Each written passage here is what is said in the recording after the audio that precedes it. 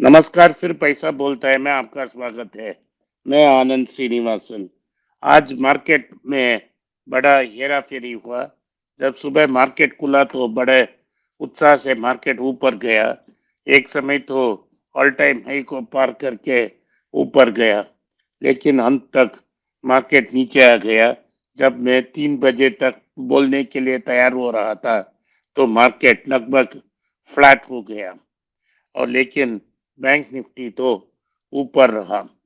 तो मार्केट ऐसा नीचे ऊपर जाएगा, इसका कारण है कि मार्केट जून 4 को वेट कर रहा है। जून 4 को इलेक्शन का रिजल्ट आएगा। उस दिन के जैसे ही मार्केट ऐसे ही रहेगा। मार्केट में तीन संभावना है। अगर सत्तारूढ़ दल जीतता है और अपना मेजॉरिटी कायम रखता है, तो मार्केट लगभग 1000 पॉइंट तक ऊपर रैली कर सकती है। अगर सत्तारूढ़ दल की सीट काटती है और वो खुद अपने बल पर बन सकती है, सरकार बन सकती है, तो मार्केट थोड़ा ऊपर जाएगा या फ्लैट रहेगा। अगर सत्तारूढ़ दल मेजॉरिटी नहीं आ सकती है और उनकी एनडीए गवर्नमेंट भी सत्ता फॉर्म नहीं कर सकती है, तो बाहर से उनको सपोर्ट चाहिए। अगर उनको बाहर से सपोर्ट लेना पड़े, तो मार्केट बहुत नीचे आएगी। आखिर में अगर सत्तारूढ़ दल बहुत नीचे आ गई, तो मार्केट 10 या 15% करेक्ट कर सकती है। यही तीन पॉसिबिलिटीज है मार्केट को। हम इसको गेस नहीं कर सकते, तो हम साइडलाइंस में वेट करेंगे। अगर हमको कुछ अच्छा अपॉर्चुनिटी मिलता है, जो स्टॉक्स बहुत अच्छे हैं कंसिडर करने के लिए, तो हम इसको कंसिडर कर सकते हैं। आज मार्केट में क्या चीज है कि ये बहुत नैरो टॉप बोल रहा हूँ। बिजनेस लाइन में एक आर्टिकल आया था, जिसमें बोला है कि सिर्फ 11% स्टॉक, जो 2000 स्टॉक हैं, सिर्फ 11% ऐसे स्टॉक हैं जो ऑल टाइम हाई के 5% ऊपर नीचे हैं। लगभग 50% स्टॉक ऑल टाइम हाई के 20% के आसपास है, और balance 45% stock all time high के 50% नीचे है। आईटी और रियल एस्टेट तो ऑल टाइम हाई के बहुत दूर हैं अभी इस साल। तो मार्केट में यही पोजीशन है। इसीलिए मैं बोल रहा हूँ कि ये फॉल्स स्टार्ट है, नैरो टॉप है। और जब नैरो टॉप में कुछ झटका आता है, तो मार्केट जल्दी नीचे आ जाएगा। इसीलिए इस नैरो टॉप को आप विश्वास न करें, आप साइड लाइन्स में वेट करें। अंदर आपको जो स्टॉक आप कंसिडर कर रहे हैं, उसमें बड़े गिरावट आती है, तो हम उसको कंसिडर कर सकते हैं। आज एचडीएफसी बैंक में एक बड़ा खबर है। उनकी क्रेडिट डिपॉजिट रेशियो बहुत वीक है। एक समय तो ये 110 पे थी, अब वो गिरकर 105 तक आई है। लेकिन ये हेल्थी नहीं है। आईसीआईसीआई बैंक का 80 से 85% तक है। तो वैसे ही तो credit deposit ratio HDFC bank का भी 80 to 85 तक पहुंचना चाहिए। इसके कारण एचडीएफसी बैंक ने जो क्रेडिट देना है उसको कम किया है, और डिपॉजिट्स के पीछे भाग रहे हैं। उन्होंने बहुत सारे बिग होलसेल डिपॉजिट्स और रिटेल डिपॉजिट्स में बहुत पुश कर रहे हैं, ताकि वो क्रेडिट डिपॉजिट रेशियो नीचे आए। लेकिन वो आने का संभावना बहुत कम लगती है। तो बहुत प्रॉफिट्स का ग्रोथ करना एचडीएफसी के लिए मुश्किल है। और लगता है ऐसे ऐसे बैंक और other private sector bank market share gain करेंगे। इसकी एक्सपेंस में स्पेशली जो इंक्रीमेंटल ग्रोथ आ रही है, वो दूसरों बैंक से आएगी। यही न्यूज़ है एचडीएफसी बैंक के बारे में। दूसरा न्यूज़ ये है कि जो टाइटन की अजय चावला साहब हैं, जो तनिष्क को हेड कर रहे हैं, वो ज्वेलरी डिवीजन, उन्होंने बिजनेस लैंड को एक इंटरव्यू दिया था। उस इंटरव्यू में उन्होंने कहा है कि मुंबई की मार्केट में वे नंबर 1 हो चुके हैं।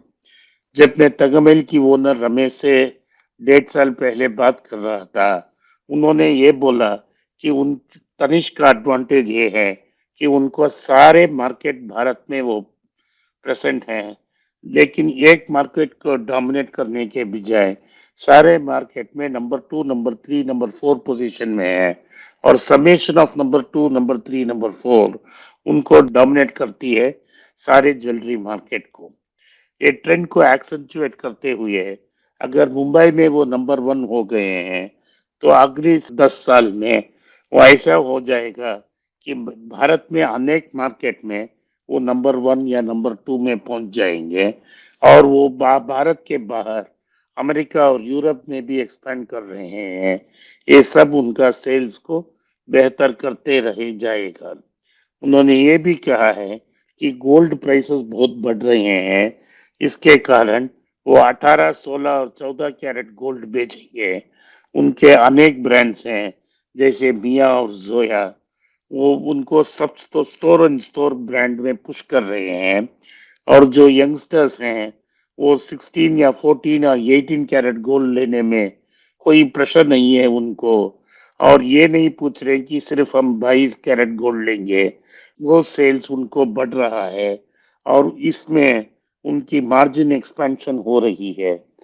जो और गोल्ड ज्वेलर्स हैं वो 18, 16 या 14 कैरेट गोल्ड नहीं बेच सकते हैं क्योंकि मार्केट में उनके बारे में कॉन्फिडेंस इतना नहीं है। जो 18 या 14 कैरेट गोल्ड उनको देंगे वो सच्चा रहेगा। तो ये यूनिक एडवांटेज को यूज करते हुए टाइटन अपना मार्केट शेयर बढ़ा रही है। उनकी जो ऑफलाइन मार्केट शेयर है, ऑनलाइन मार्केट शेयर है, कैडियर, कैरेटलिन, ये भी बहुत स्ट्रांग है उनका और ये भी एक बड़ा मार्केट उनको दे रही है। ये इसमें और लोगों का मार्केट इतना बड़ा नहीं है। ट्रस्ट फैक्टर के कारण जो ऑनलाइन ज्वेलरी का बिजनेस है उनका वो भी निरंतर बढ़ रहा है और टाइटन एक डोमिनेंट पोजीशन की ओर जा रही है। ये है टाइटन की न्यूज है। अगली मैं बात करूंगा जेएलआर की। जेएलआर में उन्होंने ये अनाउंस किया है या दावा किया है जो मार्केट ग्रोथ रेट है इसके ज्यादा उनका ग्रोथ रेट होगा और इसके कारण जेएलआर मार्केट शेयर गेन करेगी। तो अगर 24-25 में मार्केट शेयर गेन कर रही है जेएलआर तो उनकी पोजीशन बेहतर होगी। जब टाटा मोटर्स का करेक्शन आया था पिछले वीक, एनालिस्ट का ये ख्याल था या ओपिनियन था कि जेएलआर की सेल्स फ्लैट होगी, कोई ग्रोथ नहीं होगा। लेकिन अगर इसमें हमको इंतजार कर कर सब्र करके देखना पड़ेगा कि क्या एनालिस्ट की प्रोजेक्शन ठीक है या कंपनी जो दावा कर रही है वो ठीक है। दोनों सिचुएशन में अगर 620 के नीचे टाटा डीवीआर की पोजीशन जाती है तो हमको कंसिडर करना चाहिए क्योंकि एनालिस्ट भी कहता है 2 साल में जेएलआर का पोजीशन ठीक हो जाएगा, उस समय इतना सस्ता स्टॉक नहीं मिलेगा। तो हमको इंतजार कर कर देखना है इस साल में टाटा मोटर्स की सेल्स में क्या हो रही है। ये टाटा मोटर्स की बात है। ओवरऑल भारत से टी व्हीलर एक्सपोर्ट्स का ग्रोथ बहुत स्टेडी है। जो तीनों बड़े प्लेयर्स हैं टीवीएस, बजाज और हीरो मोटर्स, सारे एक्सपोर्ट मार्केट पे कंसंट्रेट करते हैं, लेकिन बजाज का पोजीशन उसमें सबसे बेहतर है। सारे मार्केट में बजाज ऑटो प्रेजेंट है। कुछ अफ्रीकन मार्केट्स में उनकी करेंसी वोलेटिलिटी के कारण कुछ इंस्टेबिलिटी है, उसको वो ठीक कर रहे हैं। नया मार्केट्स में मॉडरेट कर रहे हैं। इस एडजस्टमेंट के साथ लगभग 50% उनकी सेल एक्सपोर्ट्स में होगा। केटीएम सुपर बाइक भी ओन करते हैं, तो बजाज ऑटो की पोजीशन बहुत स्टेबल है।